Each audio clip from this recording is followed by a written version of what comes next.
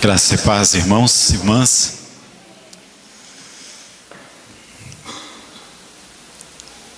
Que bom podermos nos reunir mais uma vez para adorar o Senhor e podermos meditar na sua santa e poderosa palavra. Eu tinha dito para os irmãos que sempre que continuasse aqui, eu estaria partilhando nos próximos domingos, sempre em Malaquias. Então nós vamos nos voltar para o livro do profeta Malaquias, o último livro do Antigo Testamento. Capítulo 2, versículos de 1 a 9. É um texto muito interessante.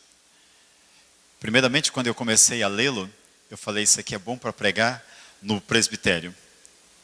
Indicar para o presbítero Edmilson, né? Reunião do presbitério, texto pesado para os pastores.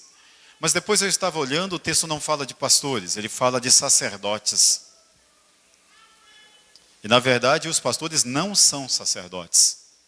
Os sacerdotes da tribo de Levi tinham um ministério específico, que era sacrificar os animais, fazer todo um ritual de purificação. Esse sacerdócio está hoje na mão de quem? Hebreus capítulo 7 e 8, de Jesus Cristo. Ele é o sumo sacerdote da nossa salvação. E mais, ele próprio não é só o sumo sacerdote, mas é a oferta, né? Porque ele se fez de sumo sacerdote e também cordeiro. Ele é o sumo sacerdote da linhagem de Melquisedeque, sem princípios de dias, né? Por um outro lado, ele é a oferta, porque o próprio João Batista diz que ele é o Cordeiro de Deus que tira o pecado do mundo. E ele apresentou o seu próprio sangue. Então eu disse, bom, sacerdócio é o de Cristo. O que eu e você, o que nós somos em Cristo? Nós somos sim, sacerdotes. Mas na perspectiva do sacerdócio universal de todos os crentes. Ao compromisso que cada um dos que fazem aliança com Cristo tem de irem até Deus, um acesso direto à presença de Deus, e nesse acesso direto à presença de Deus poderem orar por si, apresentarem os seus próprios pecados. Nós não precisamos confessar os nossos pecados a uma autoridade a não ser ao Senhor Jesus. Devemos confessar inclusive os pecados uns aos outros e orarmos uns pelos outros. Esse é o ministério, né, o sacerdotal de todos os crentes. Jesus lá na carta, melhor dizendo, lá no livro de Apocalipse, né, em revelação a João, ele diz que ele próprio nos comprou com o seu sangue e nos constituiu reis e sacerdotes. Então, é com essa chave de leitura que eu quero ler o texto com os irmãos. Não vou perder de vista que havia uma palavra aqui direta a uma casta do povo de Israel. Liderança espiritual.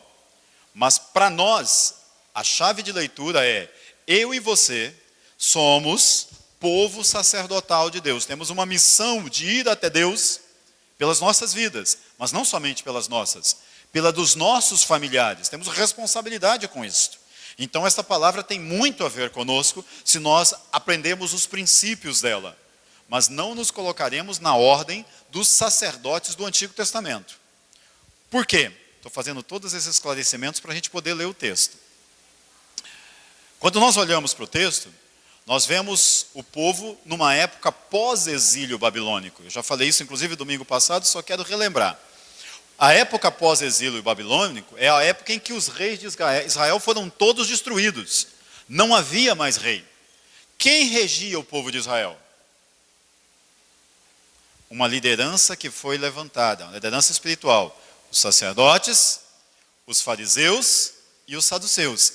Essa é a mesma liderança que vai aparecer lá no tempo de Jesus. Haviam reis, sim, mas quem realmente dirigia o povo era o Sinédrio, pautado nessa equipe, né? E é nessa direção que o profeta está falando, para esses líderes espirituais do povo, que tinham uma responsabilidade tremenda no juízo sobre o povo, responsabilidade no ensino do povo, como o próprio Neemias o fez e Esdras, quando o povo saiu do exílio babilônico. Mas para nós hoje a perspectiva é outra, é para cada um de nós que assumimos o compromisso de vivermos diante de Deus e apresentarmos sacrifícios vivos, que são nossos corpos, santos, né? e agradáveis a Deus. E aí, como diz o autor de Hebreus, apresentarmos o nosso louvor como o nosso único sacrifício, nossa gratidão, a nossa resposta de um coração que reconhece o amor de Deus, celebrando e adorando ao Senhor. Antes de ler o texto, vamos orar? Pai, em nome de Jesus Cristo, estamos diante da Tua palavra e crendo na Tua palavra, nós nos achegamos a ela com temor e tremor, pedindo que o Teu Espírito nos conduza no estudo dela, nos fale ao coração as verdades que precisam nortear a nossa vida hoje, Senhor. Que haja em nós o confirmar no coração da fé no poder do Senhor para transformar as nossas vidas. E a disposição, a ousadia e a coragem de viver segundo os Teus ensinamentos. Dá-nos, Senhor, então, o alimento espiritual através da Tua palavra. Nós pedimos em nome de Jesus. Amém. Podemos ler o texto, irmãos? Malaquias capítulo 2, de 1 a 9. Eu vou ler na Nova Versão Internacional. Os irmãos acompanhem o texto. E diz assim: E agora, esta advertência é para vocês, ó sacerdotes. Se vocês não derem ouvidos e não se dispuserem a honrar o meu nome, diz o Senhor dos Exércitos, lançarei maldição sobre vocês e até amaldiçoarei as suas bênçãos. Aliás, já as amaldiçoei, porque vocês não me honram de coração. Por causa de vocês, eu destruirei a sua descendência, ou a sua semente. Esfregarei na cara de vocês os excrementos dos animais oferecidos em sacrifício em suas festas, e os lançarei fora com os excrementos. Então vocês saberão que fui eu quem lhes fiz esta advertência, para que a minha aliança com Levi fosse mantida, diz o Senhor dos Exércitos. A minha aliança com ele foi uma aliança de vida e de paz, que na verdade lhe dei para que me temesse. Ele me temeu e tremeu diante do meu nome. A verdadeira lei estava em sua boca, e nenhuma falsidade achou-se em seus lábios. Ele andou comigo em paz e retidão, e desviou muitos do pecado, porque os lábios do sacerdote devem guardar o conhecimento, e da sua boca todos esperam a instrução na lei. Porque ele é o mensageiro do Senhor dos Exércitos, mas vocês se desviaram do caminho, e pelo seu ensino causaram a queda de muita gente. Vocês quebraram a aliança de Levi, diz o Senhor dos Exércitos. Por isso, eu fiz com que fossem desprezados e humilhados diante de todo o povo. Porque vocês não seguem os meus caminhos, mas são parciais quando ensinam a lei. Eu fiquei, depois de ler e meditar e estudar o texto, pensando num tema. E eu trouxe para vocês honrando o seu chamado. Se nós abordamos o texto, então, da perspectiva de que todos nós somos povo sacerdotal, qual é o nosso chamado? De exercer a nossa vida diante de Deus, sendo instrumento de Deus na vida daqueles que Ele coloca para nós. Somos chamados para irmos à presença de Deus em favor daqueles que Deus nos tem dado para amar. E ao mesmo tempo, somos chamados para irmos àqueles que Ele coloca diante de nós e ministrarmos o ensino, a direção e a bênção do Senhor. Olhando para esse texto, então, eu queria pensar 3 coisas, mas antes delas, preciso alinhar algo com vocês.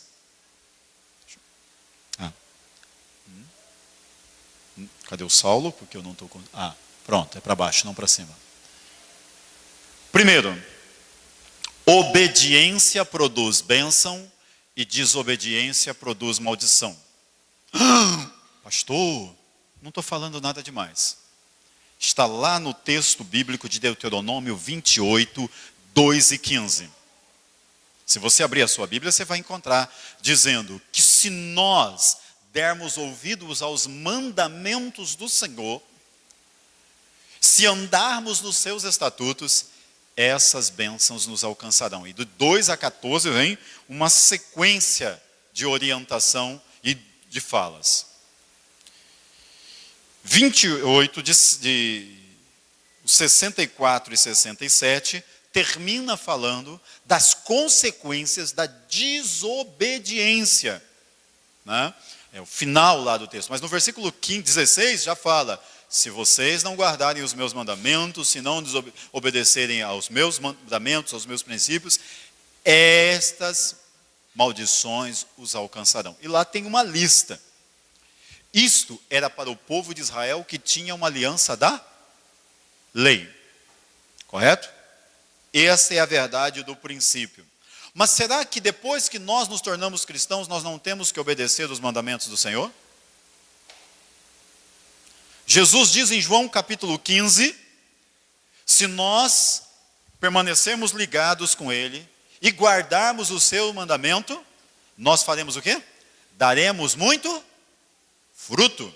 Nós frutificaremos onde? Na nossa vida, em todas as áreas. O cristão que se aliança com o Senhor precisa ter uma vida frutífera, precisa andar em novidade de vida. Mas o que acontece quando o cristão abandona o princípio da vontade de Deus, as orientações dos evangelhos, a orientação da palavra de Deus e começa a andar segundo a sua carne, como o apóstolo Paulo diz na primeira carta aos Coríntios, chamando-os de crentes carnais? Vão colher consequências. Lá em Gálatas capítulo 6 diz: não vos enganeis, aquilo que o homem semear, isso também ceifará. Se ele semear na carne, da carne colherá corrupção, e se semear no Espírito, do Espírito colherá a vida eterna. Então são estes os princípios que nós precisamos entender para interpretarmos o tema bênção e maldição no texto que nós temos em mãos. E a outra verdade que eu queria chamar a atenção dos irmãos é: liderança espiritual nunca é neutra. Ou é bênção, ou é maldição. Aqui nós temos muitos maridos, muitos pais, muitos professores, escola dominical. Todos nós somos chamados para sermos discipuladores. Quem está aqui já discipulou alguém? Meu Deus. Poucos, mas esse é um compromisso de todos nós. Nós somos chamados para sermos discípulos e para fazermos, e isso implica em quê? Em termos ascendência espiritual, responsabilidade. Nós chegamos a dizer que nós somos pais espirituais de alguém. O que significa isso, se não liderança espiritual? Veja o quanto esta palavra é profunda para nós hoje. O quanto esse texto pode nos orientar de forma extraordinária, irmãos. Porque se eu sou pai e eu ministro na vida dos meus filhos, inclusive quando nós apresentamos os nossos filhos ao batismo, nós assumimos o compromisso de ensiná-los a orar com eles e por eles, ensiná-los a ler e ensinar as Sagradas Escrituras para eles. Isso não é liderança espiritual? Os nossos irmãos do conselho da igreja, que se tornaram presbíteros, têm autoridade inclusive de impetrar a bênção sobre a igreja, como os pastores. Isso não é liderança espiritual? Curso de capelania vem aí, me leva a orar e estender a mão sobre alguém, porque Jesus disse que se tem alguém enfermo, nós devemos orar por eles, né? E esses sinais seguirão os que crerem, em meu nome. Isso não dá autoridade espiritual, se é no nome do Senhor Jesus? Agora, me permita fazer uma comparação. Se eu tenho um vaso, um balde lá em casa, que eu comprei para pegar água, para colocar, para a gente usar na cozinha, para o que for necessário. E de repente, eu vi cair uma barata dentro desse vaso, mas eu não removi. E ela continuou lá, e ela apodreceu lá. E eu faço a comida para os meus filhos com essa água. Vai ter consequência? Eu estou dando um exemplo bem baixo, bem, né? Para que a gente pode pensar em qualquer outra coisa. Se eu digo para os meus filhos, faça o que eu faço, faça o que eu mando, mas não faça o que eu faço, eu estou sendo influência na vida deles? Se eu Eu estou sendo influência sim, mas eu não estou sendo bênção. Entendem? É nesse princípio que eu quero falar com vocês nos próximos minutos. Se eu, como marido, né, começo a esconder coisas da minha esposa, eu estou sendo bênção para o meu casamento? Então, tem muita coisa que a gente pode aprender aqui. Então, obediência produz bênção, desobediência produz maldição, no sentido de consequências que serão danosas e desastrosas para a nossa vida. Liderança espiritual, ela nunca é neutra. E aí você precisa perceber aonde você está e qual é o teu lugar no propósito do reino. Então, o primeiro tema da nossa noite é nós pensarmos que não transforme suas bênçãos em maldição. A partir do texto. Eu queria convidar você a abrir a sua Bíblia comigo, no versículos 1 a 4 do texto que nós temos em mãos. Olha como diz a palavra do Senhor. Agora, ó sacerdotes, para vós outros é este mandamento. Se o não ouvirdes e não propuserdes no vosso coração dar honra ao meu nome, diz o Senhor dos Exércitos, enviarei sobre vós a maldição e amaldiçoarei as vossas bênçãos. Já as tenho amaldiçoado, porque vós não propondes isto no coração. Eis que vos reprovarei a descendência, atirarei excremento ao vosso rosto, excremento dos vossos sacrifícios, e para juntos destes sereis levados. Então sabereis que eu vos enviei este mandamento, para que a minha aliança continue com Levi, diz o Senhor dos Exércitos. 3 coisas precisam ser destacadas aqui nesse texto e a gente precisa olhar. Deus está falando com aqueles homens e dizendo que as bênçãos deles seriam transformadas em maldição. Não sou eu que estou dizendo. Ele diz, eu enviarei sobre vós a maldição e amaldiçoarei as vossas bênçãos. Em que consequência, em que circunstância está sendo dito isso, irmãos? Aqueles homens, separados por Deus para servir ao Senhor no ministério do levirato, do sacerdócio, uma das coisas, das responsabilidades que eles tinham, era estender a mão para abençoar. Mas não somente isso, era interceder, era orar pelo povo. Mais do que isso, era ensinar o povo no caminho reto. Ah, meus irmãos, a nossa vida nunca é neutra. Já disse isso e volto a repetir. Se nós nos comprometermos a sermos fiéis ao Senhor, temendo e honrando a Ele, ouvindo o que Ele tem para nós, andaremos em santidade. E ao andarmos em santidade, ao estendermos as mãos sobre alguém para abençoar, estaremos fazendo isso segundo a vontade de Deus, em linha com a vontade de Deus.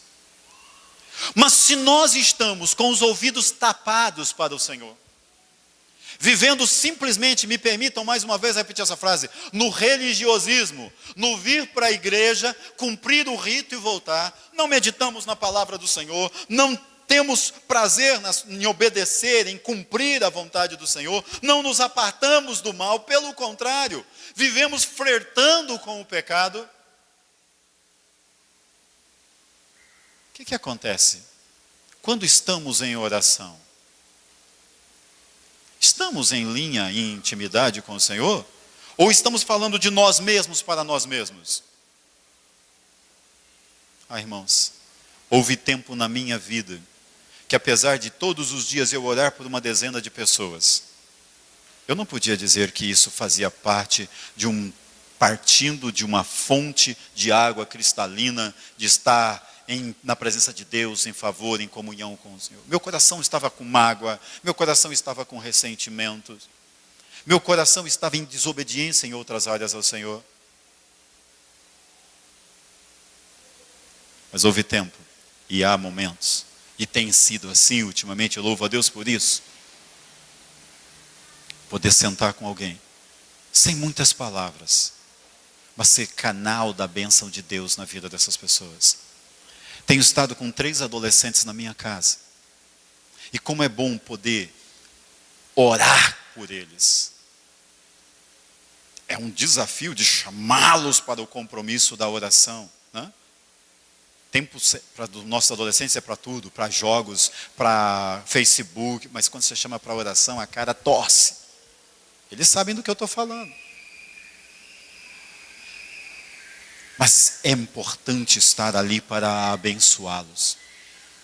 Os sacerdotes desse texto, infelizmente, estavam vivendo, e nós já vimos no capítulo 1, dos versículos 1 até 14, de forma tão relaxada que até a oferta que eles faziam para Deus era de coisas desprezíveis. O temor do Senhor estava longe deles. Não guardavam a sua santidade, não guardavam o temor do Senhor. E como é que eles poderiam dizer que eles abençoavam as pessoas? Na verdade, tudo o que eles faziam era provocar a ira de Deus. E as bênçãos deles acabavam, não porque eles queriam, mas porque eles desonravam o Senhor, não trazendo bênção coisíssima nenhuma. Era rito para o rito. Por isso o Senhor está dizendo, eu mesmo transformo as suas bênçãos em maldição. Mas qual é a razão para isso? Qual é a razão para isso? Desejando a bênção, mas produzindo a maldição. A razão para isso é não dar ouvido ao Senhor. A razão para isso é não ter o coração desejoso de encontrar a verdade de Deus e o fluir de Deus para a sua vida.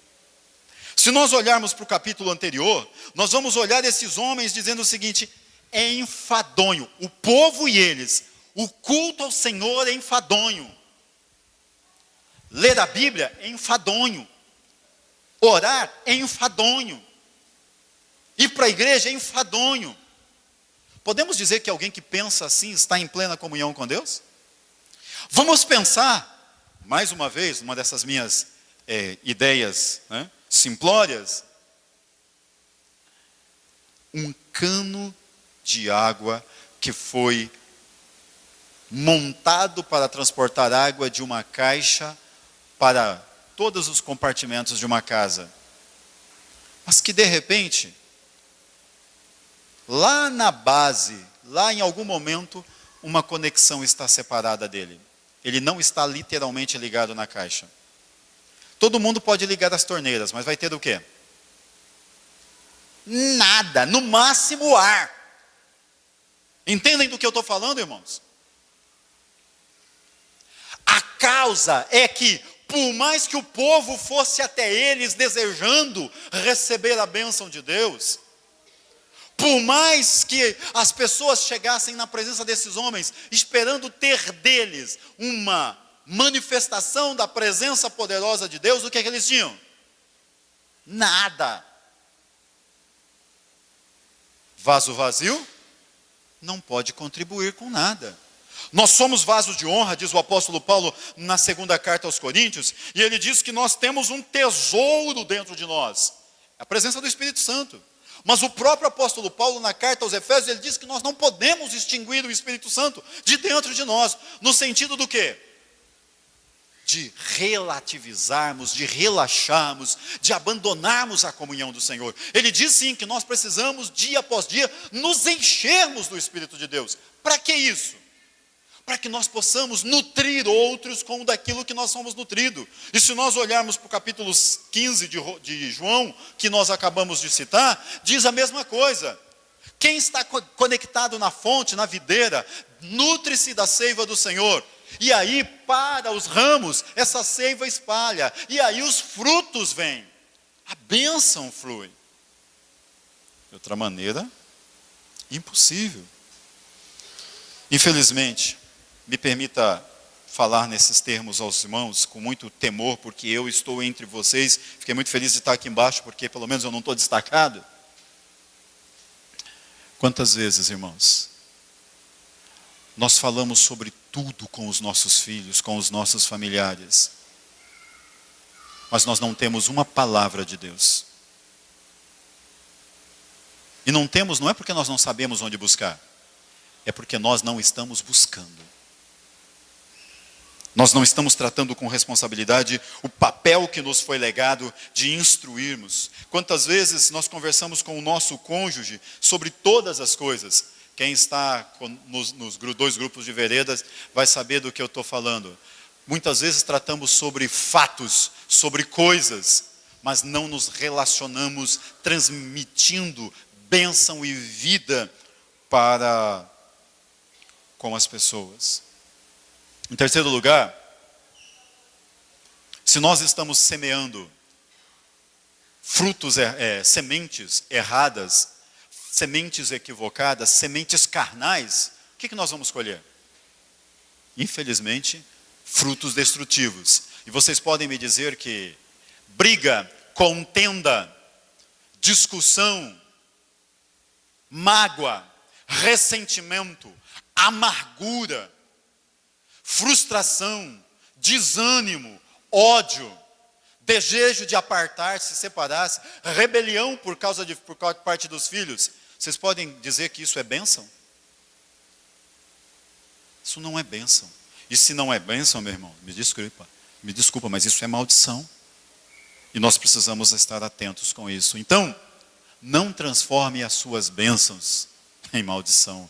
Assuma o compromisso de viver uma vida piedosa na presença do Senhor. Quais são as qualidades de um abençoador, segundo o texto? O texto nos fala sobre as qualidades de um abençoador. E eu quero convidar você a olhar comigo para os versículos 5 a 7. Minha aliança com ele, com quem? Com Levi, foi de vida e de paz. Ambas lhe dei eu para que me temesse. Com efeito, ele me temeu e tremeu por causa do meu nome. A verdadeira instrução esteve na sua boca, e a injustiça não se apartou dos seus lábios. E a injustiça não se achou nos seus lábios. Andou comigo em paz e em retidão, e da iniquidade apartou os seus lábios. Apartou a muitos, porque os lábios do sacerdote devem guardar o conhecimento, e da sua boca devem os homens procurar a instrução, porque ele é mensageiro do Senhor dos exércitos. E aí a gente tem algumas verdades aqui que precisam ser percebidas. Primeiro, um verdadeiro abençoador vive em relacionamento profundo com Deus.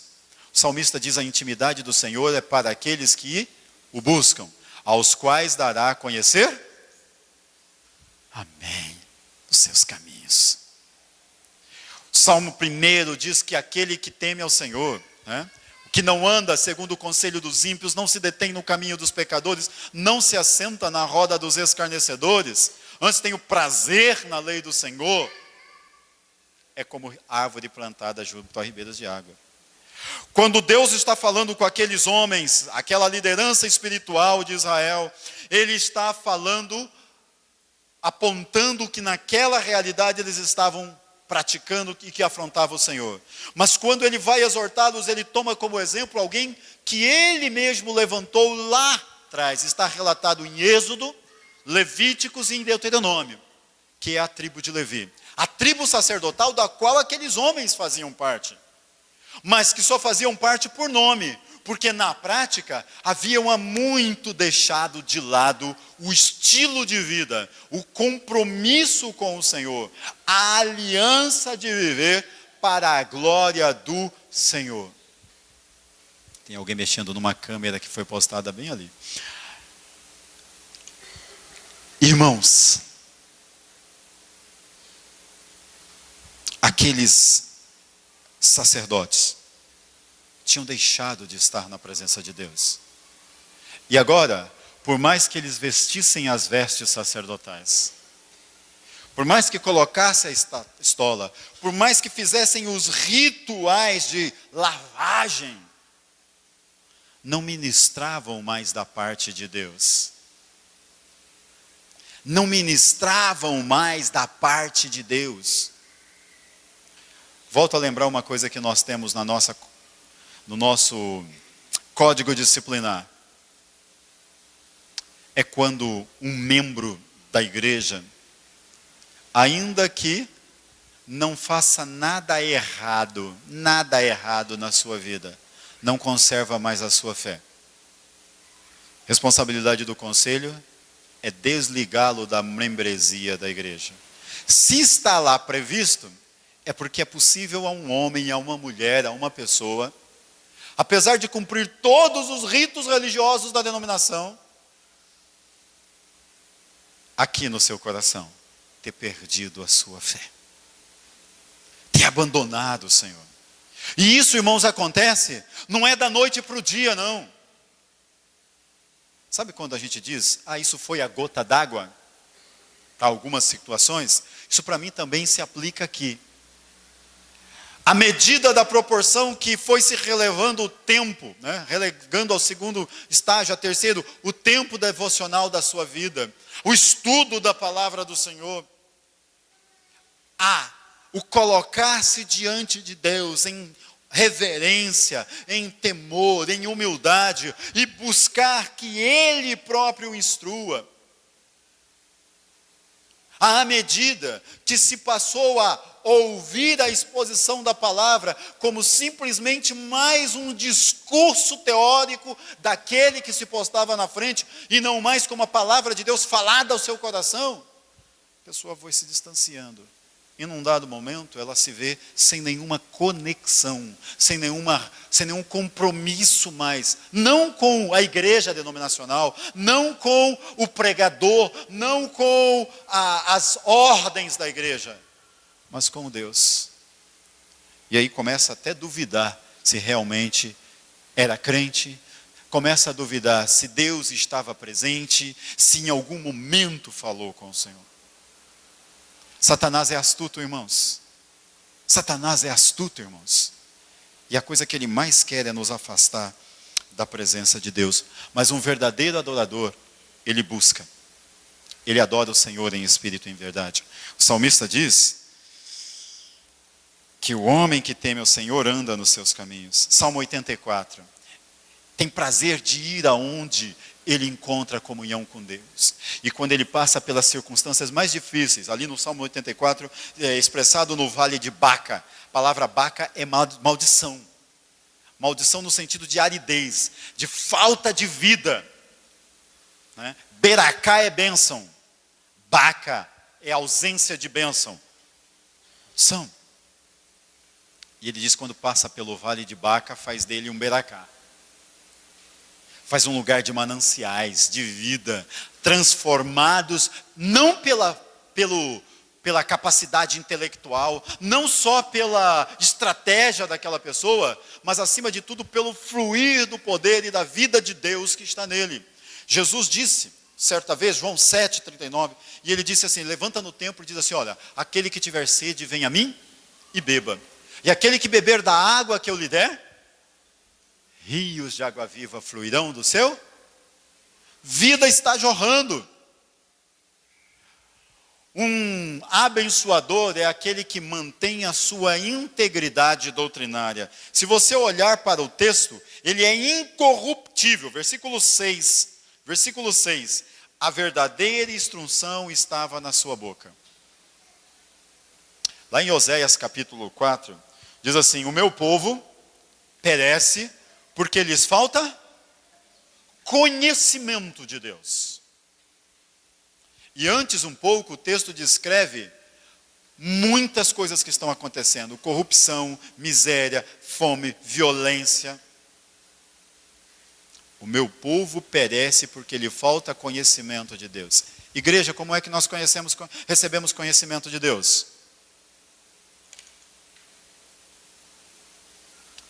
É a nossa meditação na palavra. Salmo 119 vai honrar do princípio ao fim. Os seus 176 versículos honra a palavra do Senhor. Como lâmpada para os nossos pés, como luz para os nossos caminhos. Estes homens já haviam abandonado a palavra do Senhor. Levi havia honrado. E nós hoje somos chamados a honrar a palavra do Senhor. Conhecendo e proclamando esta palavra de Deus. Eu tenho me inquietado muito com alguns irmãos, e aí a gente está muito focado em família, acaba falando muito direcionado nessa área, que dizem, não, meus filhos vão saber o que eles escolherem depois. Agora ele vai para a escola dominical, participa de algumas reuniões nossas, não, mas ele vai escolher na idade certa se ele vai servir ou não ao Senhor. A Bíblia não nos ensina assim. A Bíblia nos ensina que nós devemos ter um compromisso de ensinar os nossos filhos no caminho que devem andar. A Bíblia diz que nós devemos inculcar-lhes, falar deles a todo o tempo. Chega um dado momento, o apóstolo Paulo falando a Timóteo, para falar do proclamar a palavra a outro, ele diz, insta em tempo e fora de tempo. Por quê? Porque a única coisa poderosa e eficaz para poder corrigir, redarguir, ensinar e fazer com que o homem de Deus e a mulher de Deus seja apto para toda boa obra, seja instrumento de Deus, é a palavra de Deus.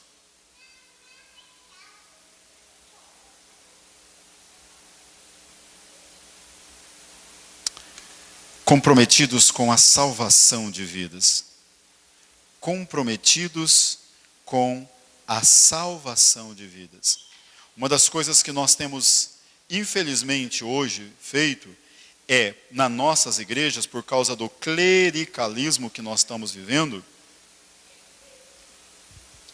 é deixarmos ao pastor, é deixarmos ao missionário, é deixarmos ao evangelista, é deixarmos para as agências para-eclesiásticas de fazer o que nós devemos fazer.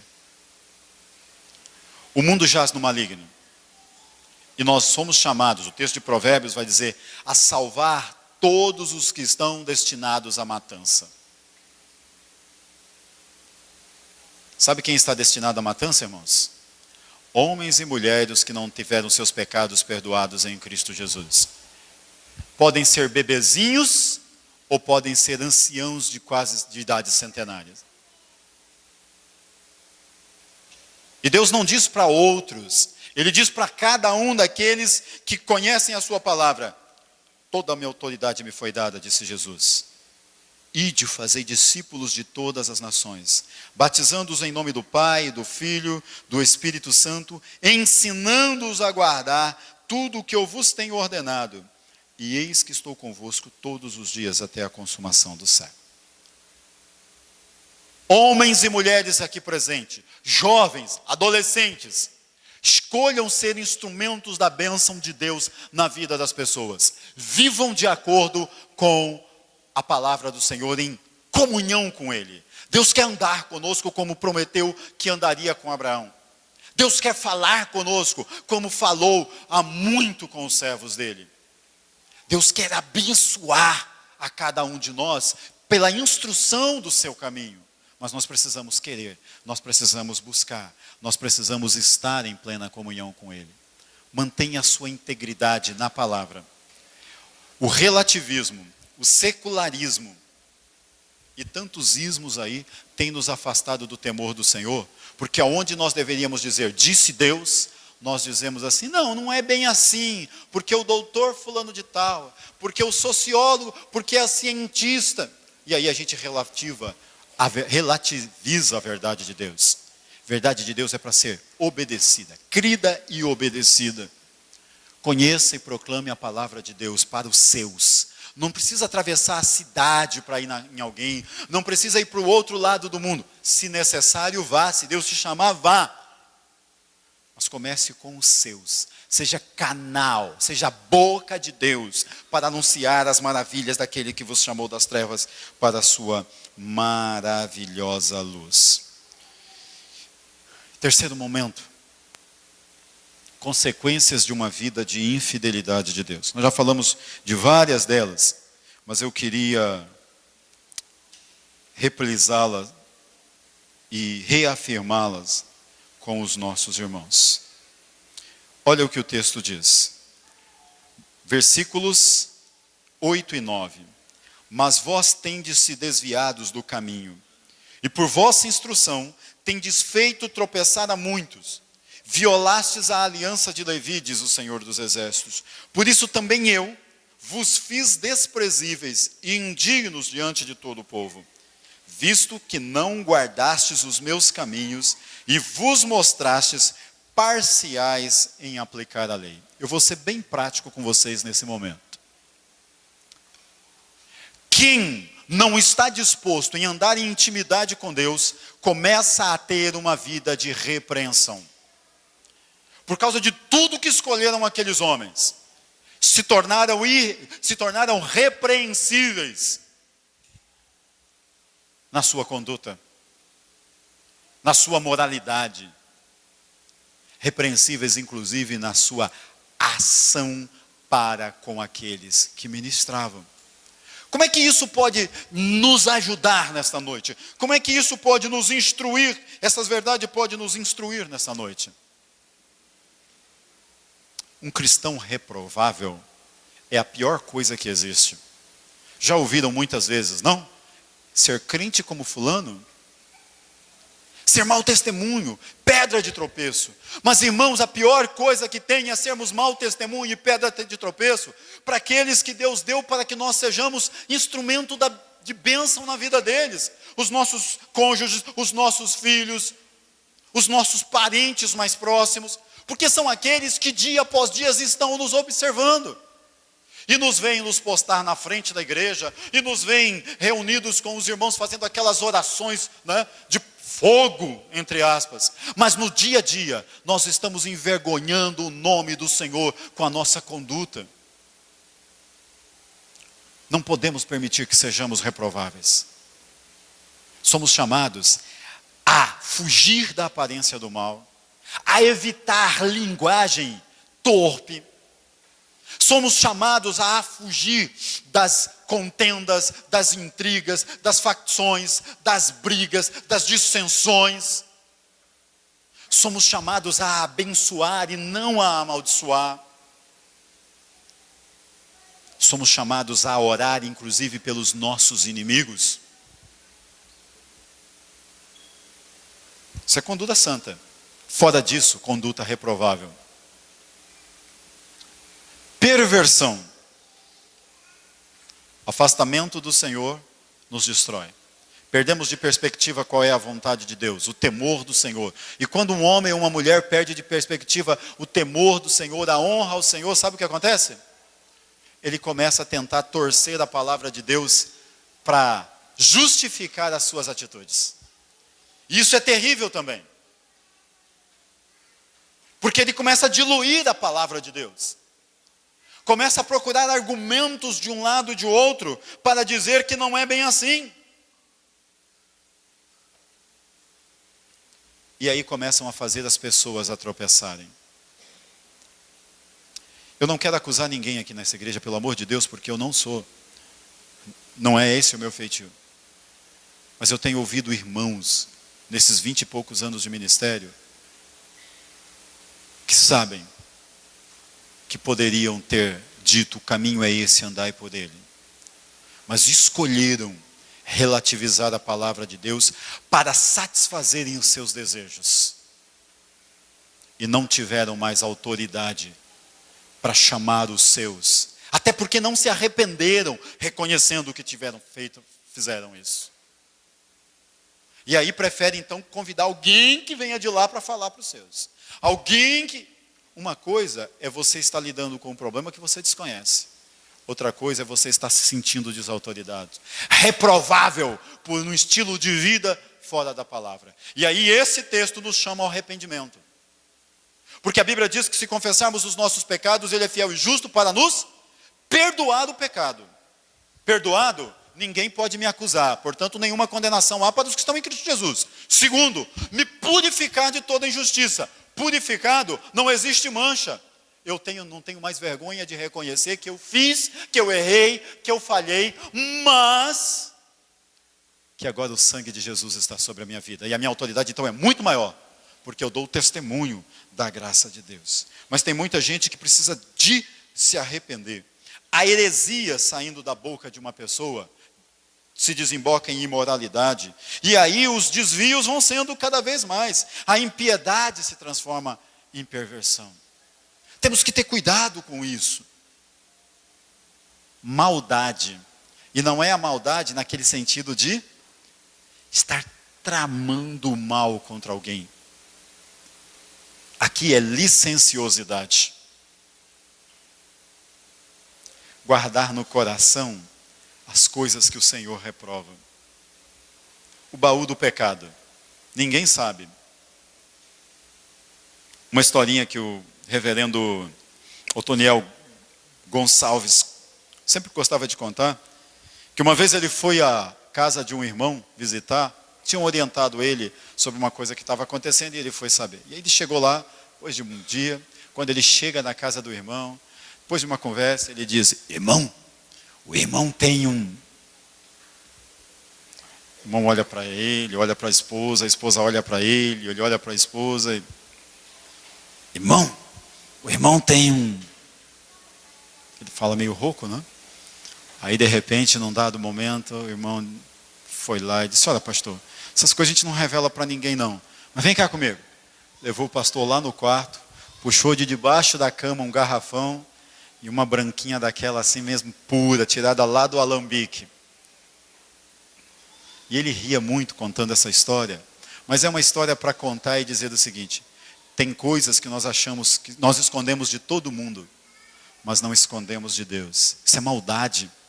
Isso precisa ser de arrependimento, de quebrantamento e de mudança de vida. Parcialidade. O texto fala daqueles que no juízo estavam, né, entre eles, tomando partido, e aí mostrando-se em favor de, contra, que dois pesos, duas medidas, né, penalizando uns. Quantas vezes os partidarismos dentro da igreja, dentro da família, só são destrutivos, não constroem, e são instrumento de maldição, infelizmente. Não é outra coisa não, irmãos. Porque cria contenda, divisão, afasta as pessoas inclusive da comunhão da igreja. Precisamos cuidar com tudo isso, meus amados. A pior coisa é a indignidade. O texto bíblico fala que porque aqueles homens descuidaram do Senhor, né, aceitando as lisonjas de outros, o que aconteceu é que Deus já estava pronto de expulsá-los do sacerdócio deles. Sabe, aqui é não ser frutífero mais. A pior coisa que tem é alguém que você ama reconhecer que outros podem abençoá-los e edificá-los e deixar você que poderia estar fazendo isso de lado. Tem muitas vezes acontecido isso no nosso meio. Concluindo, cuidado com a desobediência, com a corrupção e com a parcialidade. Ande com Deus. Seja uma bênção. E seja um abençoador. Olhe para esse texto. Deus fez um chamado para você. No dia em que você se converteu, Deus te chamou para ser uma bênção. Ser tu uma bênção. Em Jesus Cristo, nós todos já fomos abençoados nas regiões celestiais com toda a sorte de bênção. Mas eu e você, cada um de nós, precisamos exercer o nosso lugar de transmitir às pessoas aquilo que Deus nos deu, compartilhar, derramar sobre a vida das pessoas. Mas se nós não tivermos em plena comunhão com Ele, jamais seremos um abençoador. E se formos pedra de tropeço, não estaremos abençoando, pelo contrário.